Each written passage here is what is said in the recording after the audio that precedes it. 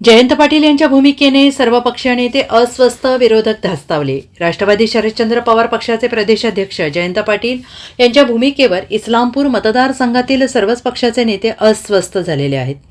पाटील यांच्या विरोधात असलेल्या नेत्यांनी सध्या तरी आपले देव पाण्यात घातलेले आहेत.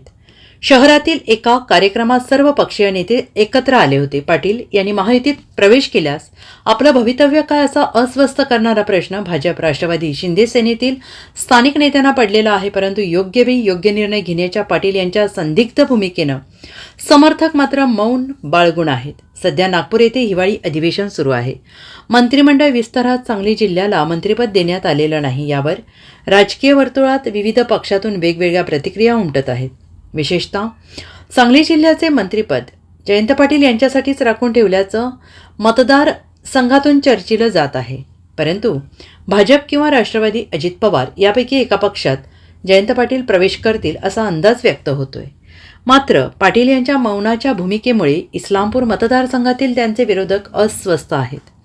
माजी मंत्री अण्णासाहेब डांगे यांच्या घरगुती कार्यक्रमात सर्वच पक्षातील नेते एकत्र आले होते. त्यामध्ये जयंत पाटील यांच्या समर्थकांनी मौन पाळले. तरी आमच्यापेक्षा विरोधी पक्षातील नेत्यांना पाटील यांच्या संदिग्ध भूमिकेची काळजी लागून राहिली आहे.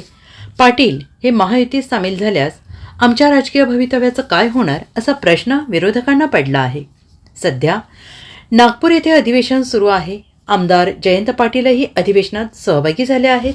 त्यांच्या भूमिकेबद्दल वेगवेगळ्या चर्चा असल्या तरी जानेवारी महिन्यात आमदार पाटील योग्य तो निर्णय घेतील असा अंदाज राजकीय वर्तुळातून व्यक्त केला जात आहे.